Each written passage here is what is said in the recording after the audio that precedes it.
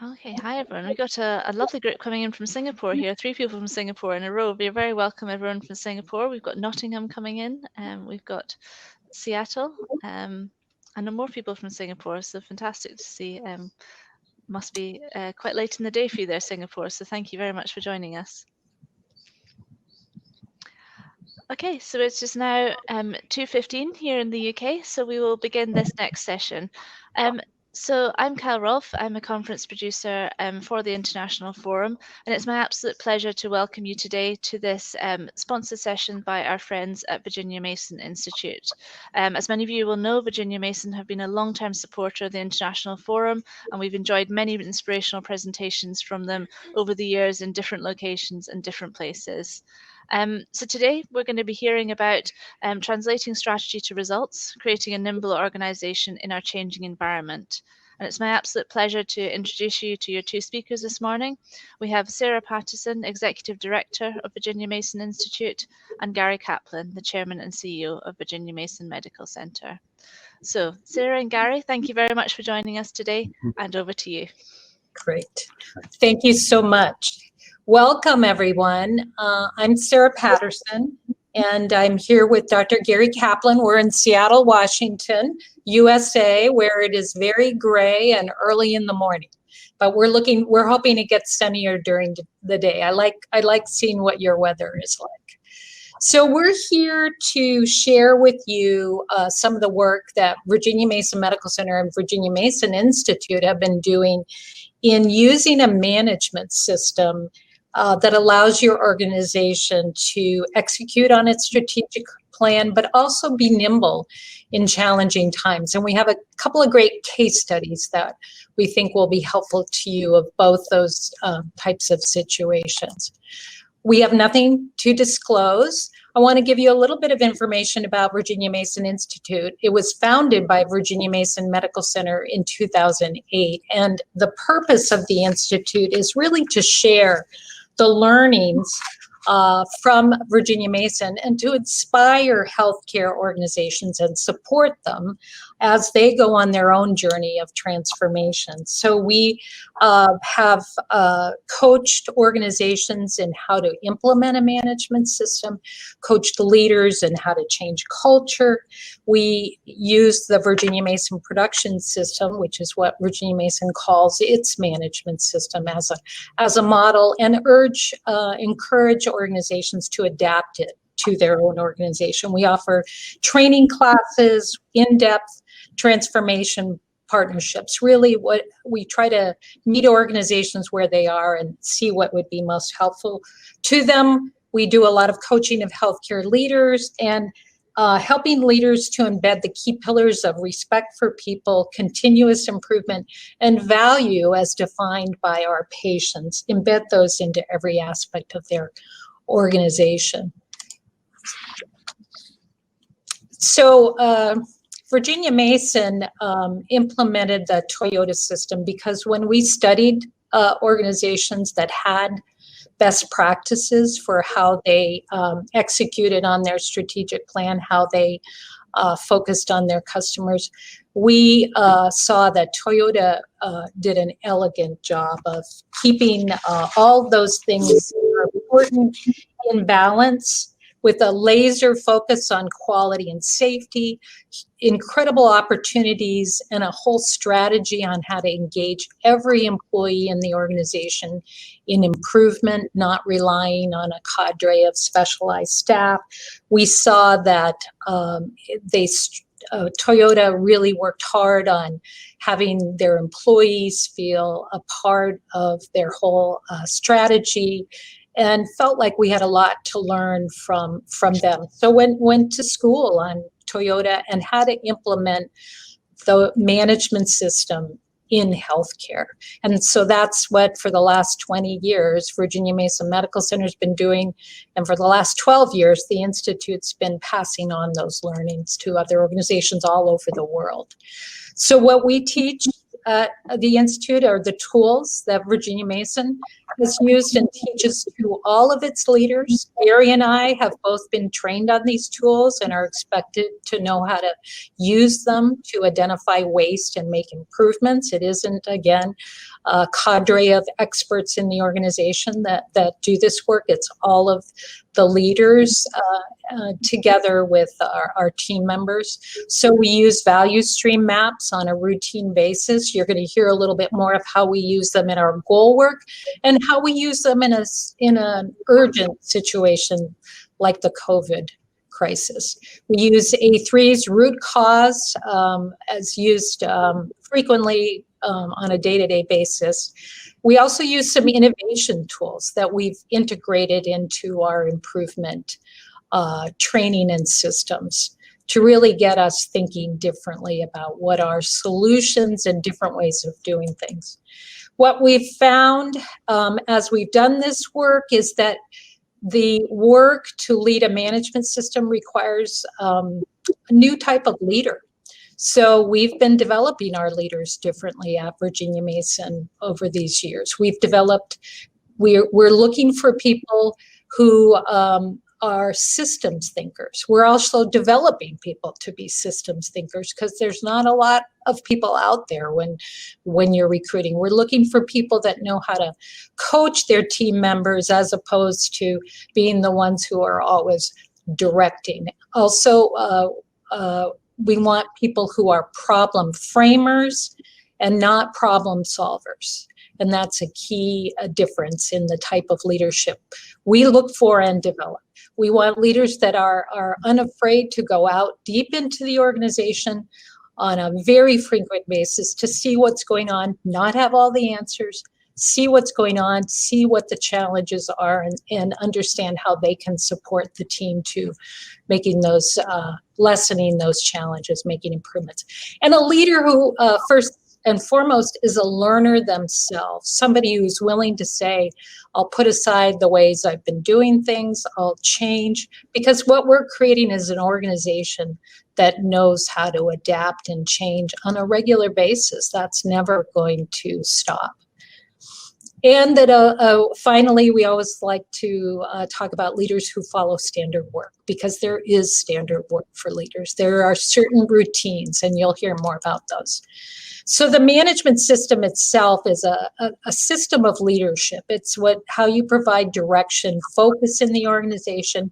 It's how you do your daily work so that there's both reliability and improvement going on. And we'll talk more with you about each of these three components of a management system. And they are the daily management, the day-to-day routines.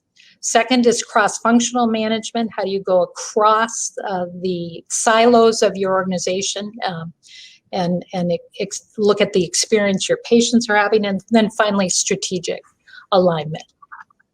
So the first I want to talk about is daily management. This is really, it's kind of the glue to all of this. All of these are interrelated, but this is how we train everybody in the tools of the management system and the concepts. We have every work unit in the organization doing daily huddles. Sometimes it's twice a day. It is as often as needed to keep up on what's the situation in our work unit. How much demand do we have today? What capacity do we have? What adjustments we need to make? And when we talk about that relative to COVID, you'll see the power of having these routines that are built in every day that engage our staff in what's current state and then what are any adjustments we need to make. We also in the daily management, we work on everyday improvement ideas. We don't wait for big system-wide, organization-wide improvement efforts. We engage our team members and encourage them to be improving the work on a day-to-day basis and creating standard work so we can hold those gains of the changes that are being made. We have people doing PDSAs very frequently. It's a tool that many of our staff members know how to do themselves, and that's what we encourage. And then we have them doing important goal work, depending on what our priorities are. We'll share that. So part of the key to daily management is that you're connecting the different levels of leadership.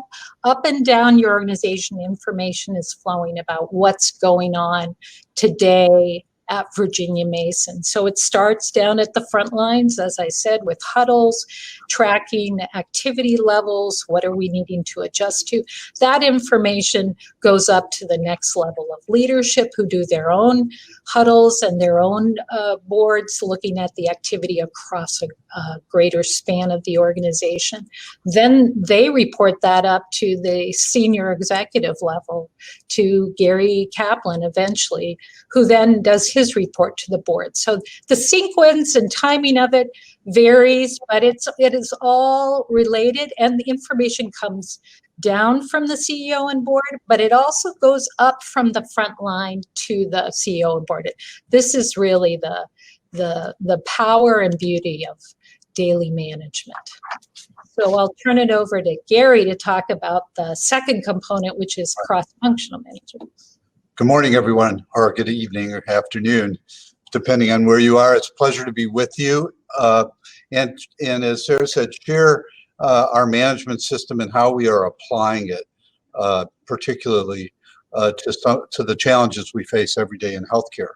The second component of world-class management is cross-functional management. And really what this is about is understanding how patients access care across what we often think of as organizational silos. No matter where we work in healthcare, we have silos. And patients hopefully don't experience those silos. In fact, patients tell us that's where things fall through the cracks. And so how we understand the patient's journey across our silos is what we mean by cross-functional management, and how we hold everybody accountable for the entire value stream. So here you see an example, cross-functional management. This is our orthopedic value stream, total joint replacement value stream. In many ways, it may start in the home when patient first experiences symptoms, may present itself to my office as a primary care physician, in the clinic, then see the orthopedic surgeon, involve the hospital, the operating theaters, the recovery phase, and back to home in full function. And so often in healthcare, we own our silos, but don't really have the connectivity and the accountability across the entire value stream. So when we say accountability, we're talking about everyone being accountable for the quality of care, the supply chain, ensuring daily management is occurring. And that's how we ensure that everybody feels part of the team, but that we also have everyone playing at the top of their license on behalf of our patients. The second component, or the third component now of cross-functional management, is strategic alignment. Those of you who know us better than others, I'm sure, or have had the opportunity to visit us in Seattle, have seen this picture. This is what we call our strategic plan or our strategic framework. It really starts with understanding the why. And I can tell you that we can ask any of our thousands of employees, and they will be able to tell you that the patient is at the top. They will understand our vision to be the quality leader, our values that have been in place for 100 years. And then our four key organizational strategic pillars: people, quality, service, and innovation. Each of those has a 3 to 5 year plan from which come our annual goals. So key is that people have this in front of them, always top of mind. And I would highly recommend the notion of having some iconic depiction of communicating why you exist. Does your organization have that touchstone that every single team member then can understand? So the next aspect of strategic alignment, frankly, is deciding what we're going to work on. So every year we go through an annual goal setting process and I'll show you in a minute how that works, but that derives from our strategic pillars, the 3 to 5 year plans. But what are we going to work on this year? So it starts with a prioritizing process, creating the initial A3, which we'll talk a little bit more about, to be explicit about the work plans that we have as we go forward. And then a process we call catchball, where we take these proposed goals, this proposed work priority, out to the organization. And many years, we've had over 2,000 people touch our goal-setting process through catchball before we finalize, before we take these goals to the board and say, this is what we are proposing, and ask for your approval for us to work on. And then the real work begins. It's executing on those goals and reporting, and the accountability, as Sarah showed you, through Tier 1, Tier 2, and Tier 3 reporting, so that we, across the organization, understand our progress. The A3 is a critical tool, and it's worth just taking a couple minutes to highlight. It really is about being explicit and being specific, so that we understand the work we're going to do, we understand who's accountable, what's the work plan, the timelines, by what metrics are we going to measure our progress in that work. And then I think probably as important as anything, what resources will be required to execute that work. So when we say being explicit, the goal project management team, we always have an executive accountable, sponsoring the goal work. They are clear, and they're able to be clear with the organization, so that everybody, when we have our A3s finalized, and even during the catchball process, we make them available and visible to everybody across the organization. And that will help us identify the resources. Nothing is worse than having an overarching organizational goal that requires resources like, say, IT resources, but not information technology resources, but not having the IT resources available, not having the IT team know that part of their annual work plan is to support the specific goal that's outlined in the A3. And so by getting very explicit, we ensure that the work is designed to succeed, and then we're able to monitor it as we go forward. And you see here how that cascades. So we start with the why, the long-term vision, our patients, our vision to be the quality leader, 5-year plans within each of the strategic pillars, then annual goals. And from those annual goals, then come what are most often cross-functional value streams, so that we understand the workflows required and begin to see the waste. And then each of these annual goals then cascade to department goals, individual goals, and daily management. So it's made very clear every individual team member in each department's contribution and how their work aligns with the goal work of the organization. So Sarah and I are going to share 2 case studies with you. I'm going to share this case study, which really started with our dashboard, our board dashboard, frankly, our board of community leaders, my boss, and we have a dashboard. So at a glance, they can understand whether we're talking about quality, patient experience, the economic performance, et cetera. They can understand how we're doing. And one of those metrics on the board dashboard is inpatient mortality, a so-called big dot metric. What does it tell us? And it tells us that 30-day all-cause mortality may be increasing or decreasing. And we began to see an increase. And that's an important marker, but it's just the beginning, because then we begin to drill down and begin to understand why. And what we learned was that close to 50% of the inpatient mortality of Virginia Mason was due to sepsis. This was several years ago now, but was due to sepsis.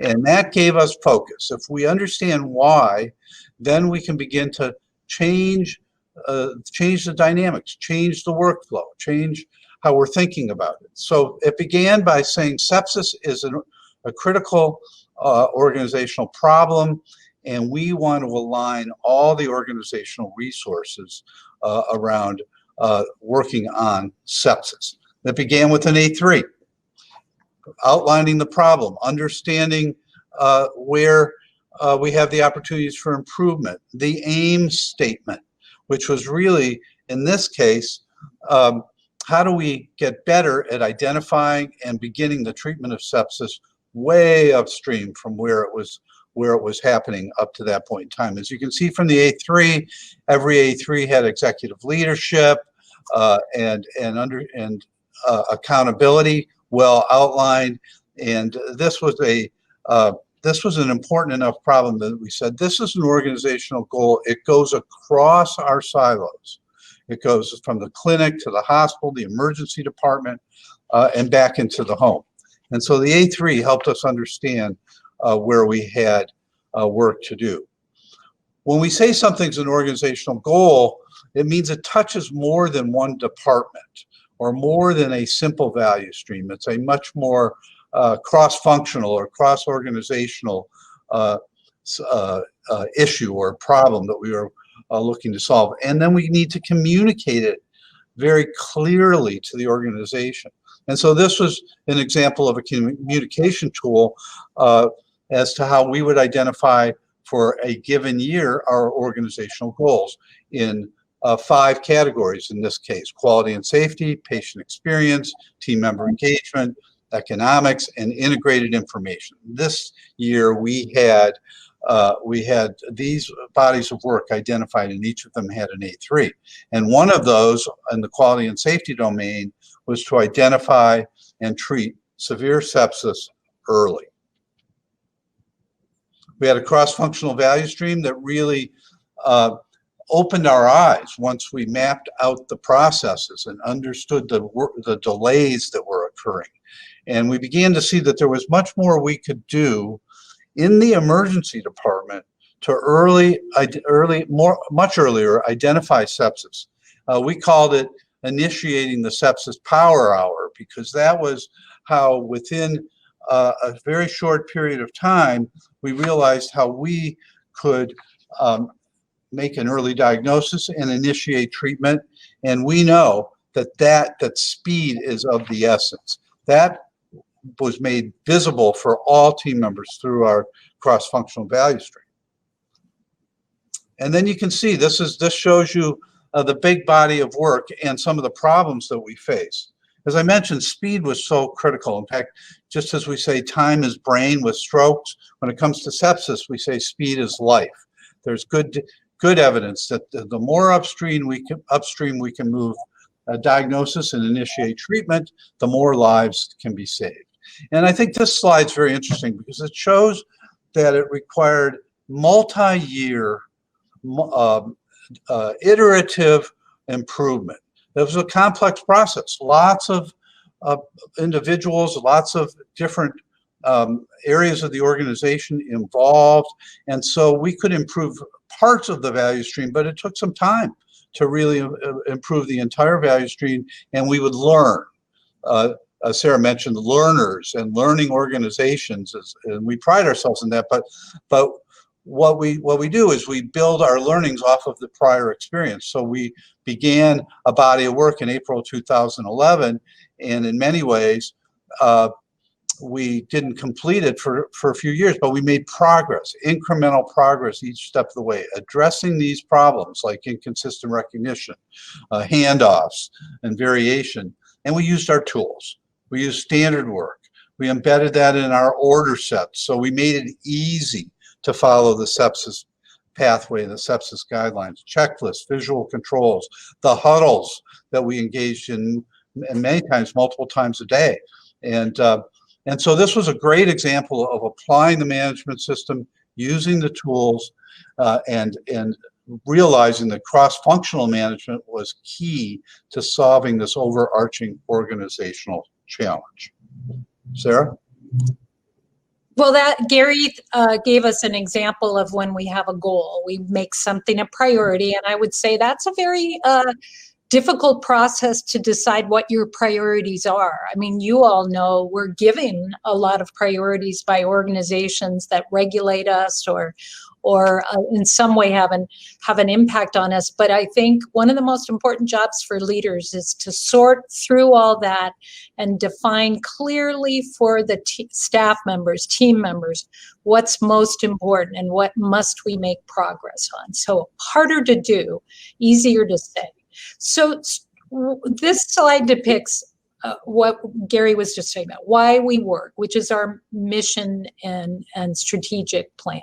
We've got that. Our board works on that. It's long-term as well as short-term. What we work on is very short-term. It's operating plans. It could be 2 or 3 year goal work, as Gary was describing with sepsis. It could be shorter term. We work on those every year. We use our management method and our VMPS, our tools. You saw that in the sepsis work. And there's a receptive culture that is built over the years as people understand the expectation is that they will be involved in improvement. But let's talk about what happens when something like COVID hits, because we didn't plan that.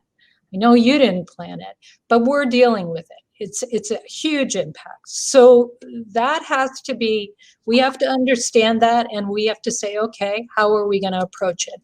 Just a little bit of background, what happened in Seattle in January 2020. The first COVID-19 patient in the US was diagnosed in the Seattle area. In February, the first US COVID-19 patient died in the Seattle area. And that is when Virginia Mason put its command structure in place, because we knew we had a pandemic on our hands. We had limited testing capabilities. Those, unfortunately, we continue to have some challenges there, and shortages in PPE, which also continue. In March, the governor of the state of Washington, who's been a very responsible, clear leader with this work, declares a state of emergency and requires hospitals to stop doing non-urgent procedures. Our testing and PPE shortages continue. You know this story, many of you. Some of you hopefully have not had to go through this. In May, we were allowed to restart our non-urgent procedures. Our testing and PPE shortages continue. Current state, we're getting the resurgence, not to the degree other parts of the United States have, but it is surging a bit, and we continue to have shortages in testing and PPE. So clearly, we needed a different response to this. And I want to share with you the work that our team at Virginia Mason has done, because they used all of the tools of the management system that we just shared with you. So the leadership structure, yes, it was a command center, which allowed rapid prioritization of decision-making. We used a dyad model, a physician leader together with an administrative leader were on duty for a week at a time. But what people said about that structure, yes, it was command and control, but people said, I trusted my colleagues would make the right decisions, because we already do so much cross-functional work. As Gary was describing in our organization, we know the other leaders. We actually know the tools they're going to use to make the decisions. So we trusted that they will be good decisions and that we will be engaged with those decisions if it is appropriate. So yes, it was command and control, but there was great confidence in using our tools that would make for the decisions that were being made to be good decisions. The tools we used were the tools we were sharing with you. Value stream maps for new patient flows for those COVID patients.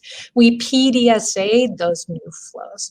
We developed new standard work for PPE. We had rapid Kaizen events. Kaizen events are already pretty quick, but we made them even quicker.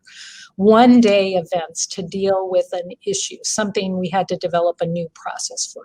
We involved staff and patients. I can't emphasize how important it was that we didn't stop doing that. We said, now more than ever, we need to engage our team members and get our patients involved in this new work, these new ways of doing things. So we made that a priority. Everybody was experienced and confident in doing that, so it allowed them to move it forward without much issue. Daily management routines stayed in place. People said that was such a wonderful thing that we already had these huddles.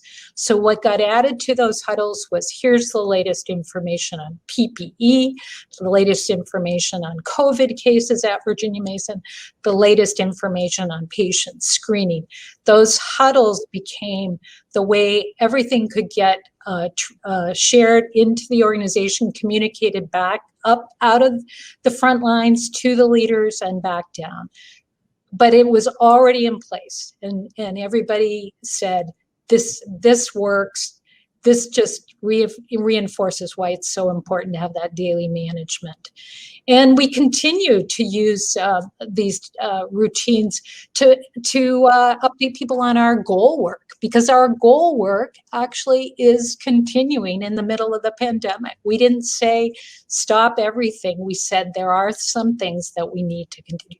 So again, patient staff engagement. During a crisis, more than ever, you need your team involved. You can do it rapidly if you know how to use the tools. People are confident. You can do it, and people feel good about it. Metrics and data, again, we learned our organization knows how to use data because that's what we do every day. So just to share with you a couple of examples, this is a dashboard that our critical care intensivists developed, so they could look and see what their status was in terms of capacity, and they actually planned what they would do if they got into the yellow zone where they were starting to have their capacity filled. They actually had already developed those surge plans. What resource do we bring in? How do we notify them? They developed that standard work. If we went on red, they actually had already identified what procedures what protocols are we going to change. They did this work, and it became the way they managed their work on a day-to-day basis. The other example I'll show you is from our laboratory, where they were dealing with an overwhelming number of requests for COVID tests. And we're feeling a lot of stress and pressure and feeling like they were not able to keep up with it. What did they do? They used their tools to map, when is this demand coming? Where is it coming from? Let's track this, see when it's occurring. The staff in the lab, these are the frontline staff that do the test processing, were feeling very stressed out. When they saw the data, it calmed them down. They said, okay, we understand what's going on now. What they started to do, they realized, you know what, we don't have our schedules matched up with when the demand for testing is coming in. They, together with their supervisor, changed their schedules so more of them were working during those peak periods. Again, they saw it in the data. It created a calm in them that they could understand the situation and respond to it. Another example is supply chain. Same thing, huge challenges, but they used the tools. They did PDSAs. They did a lot of cross-functional work. They were doing daily huddles with pharmacy, daily huddles with nursing to make sure they were understanding the demand and that they were meeting it and that everybody was working together. There wasn't a lot of finger pointing. There was a sense of purpose and a sense of we know how to use the data. We know how to do improvement. And I think that continues to this day, Gary, that kind of attitude about the COVID response. And yes, it's challenging. Yes, we've had challenges like every medical center. It's not perfect, but at least we had a way of communicating quickly throughout our organization, the current state and what we were going to do about it. So now we would love to open it up to questions to see what kinds of things you're resonating with and what other information you might like to have. I know there was a question about how we use the A3 tool. If people have used A3s, you'll know that they are really supposed to be one sheet of paper. Depending on how big that paper is, we actually use a document that's 2 pages long. It's a very succinct way of expressing a problem using data and visuals. And what the solution is, it's not a long report. We use A3s for a lot of different things, problem solving A3s, doing our goal work. We would keep them, and as the team continued their work, they document the status. But it's actually, people worry about, isn't that a whole lot of information? It actually is less information than we used to be tracking related to our goal work, I would say. And it's a very effective tool for communicating clearly, rapidly, what is the work we're doing. So we keep them, we post them on our intranet. They're available to any team member that wants to look at them.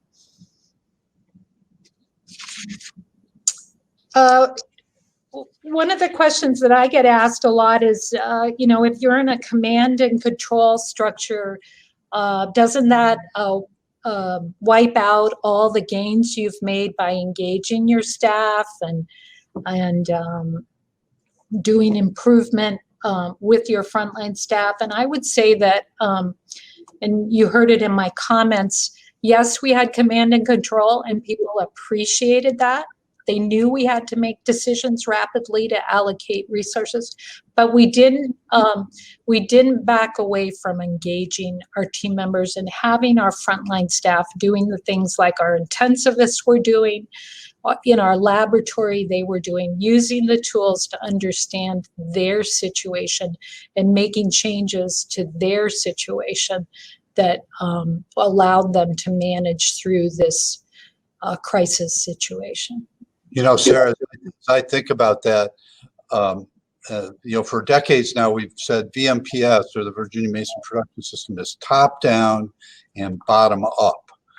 It's both, and you need both. You need the clarity that senior leadership provides, that we were able to and continue to be able to provide, so that we can people can know what the work is. But when it actually gets down to at the front lines, improving the work, that's the role of the frontline team and team members. And I think what the management system does is it empowers them, because it makes the value streams very clear, makes the work explicit, the guidance coming from the senior leaders, but then it's about coaching the front lines so that they can bring their creativity and their innovative ideas to the fore, because nobody understands our processes better than the people working in those processes.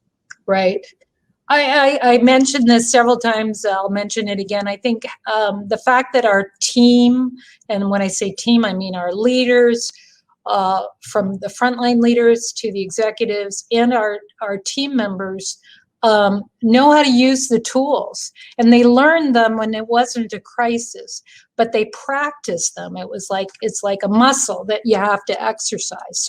So we're doing improvement events all the time. So when COVID hit, it just made so much sense to people, and they had the experience that they were confident using the tools. The reaction was not, well, let's throw out all our routines because we've got a crisis. It was very much about, let's use the tools that we know work and we know will help us understand what's going on. And that brought a sense of calm to people. We understand what's going on. Even if we didn't always have the solution right away, people felt good. So there was a question about whether we're an illness factory or do we work with public health. Well, I would admit that we're an acute care hospital. We also have a large number of ambulatory clinics where we take care of people. We advise them on preventive care. We do their screening care. But we do a lot of illness care, but we work closely, and particularly with the COVID crisis, we've been working very closely with the public health department, with the state of Washington, and other key stakeholders, because we're all in this together, and we want to be supportive, and we want to be leaders. But more and more in the United States, healthcare organizations are being asked and required to be responsible for the health and well-being of their patients, their communities. So that's work that we are well embarked upon, and work with different types of organizations to do, whether it's our social service agencies or others. What experience translating VM to other organizations? Actually, we've worked all over the world with other types of healthcare systems, and I would say my experience, my opinion, even though our funding for how we fund and the structures of our healthcare systems are different, these management system concepts apply, and our issues are the same when you get to the front lines of healthcare. Our issues of not having good processes and reliability, and not having ways to engage patients and staff in designing better, waste-free, value-oriented processes. So yeah, Virginia Mason Institute does a lot of work in the UK. We've done work in Denmark, Iceland, but and it's great because people see these tools work. One of the things, Sarah, that you mentioned earlier, the Institute doesn't, again, swoop in and kind of give you a boilerplate, here's the program kind of mindset. It's more, where are you? What problems are you trying to solve? Meeting people where they are. And then even with those organizations we work with on a multi-year basis, having those organizations own the method, own the work. And so creating self-sufficiency is part of the mindset of our Institute team, which is different from many organizations where they want to actually create dependency on the consultant. Right. Our belief is that by helping each organization become self-sufficient, we build that capability and eliminate the dependency. And I think it's been very, very effective. Yeah, we say we'll teach you about the Virginia Mason production system, but we want you to have your own management system, and we want it. You need to make it your own. Anybody who works with us has probably heard that many times. Make this your own, but it does require the leaders, the executive leaders, starting from the top of the organization, the chief executive, to be leading this work. It's not something that, and our experience shows, it doesn't work when you delegate it to a small group of improvement experts in the organization. This is how the leaders need to do their work. And you in the beginning, you're not as good at it as you want to be. That can be frustrating, but you get better by practice. You get better by using the tools. And again, when it really shines then is when you see a situation like COVID, where people knew how to use those tools and didn't have to stop and take time to learn them. So, see, there's a question on what were our biggest challenges when moving to this approach from your previous operating model, and how do you keep staff from slipping into the old ways? And I think that's one of the reasons, frankly, that we call it our management system, that it touches everything we do. You can't come to work at Virginia Mason without learning and then participating actively in the management system. But I think the best answer to that question is about changing the minds of leadership. That it's the leaders in the organization that set the tone, set the priorities, and that in many ways set the culture. And so today, almost 20 years later, VMPS, Virginia Mason Production System, deeply embedded in our culture. And even some of our physicians, many of our physicians, some of whom were skeptical in the first couple of years, today they would say, I would never want to go back. And they're some of the first to pull the methods and tools to try to get KPO, our Kaizen Promotion Office, involved in their clinical work. So it's really become a deeply embedded, and I think that in part is because of the constancy of purpose and the leadership. We require all leaders to not just know this, but to teach it. And every one of us, I personally have to lead a workshop every year, or I'm not fit for duty. I'm not, able to do my job. It's kind of like getting a TB test. You have to lead a workshop, and so that's a big part of how we make the changes in the method, the management system, sustainable over the long term. Yeah, perseverance is key. I mean, frontline staff members used to tell me, Sarah, if you all are still doing this 2 years from when you began, I'll believe you that you really mean it, and then I'll engage. So if you aren't willing to persevere and to say, how can we get better? We're doing well, but let's get better at this management system. It won't be successful. It just won't. It's about perseverance and being able to be in it for the long run, and not just for your term as a leader.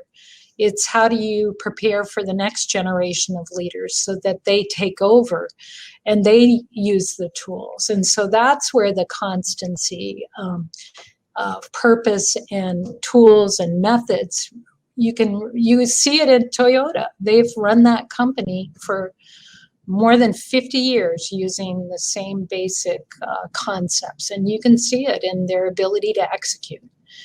So that's what we've tried to bring to healthcare, is really an example of that. And we're happy that other organizations are finding similar experiences and are on the journey.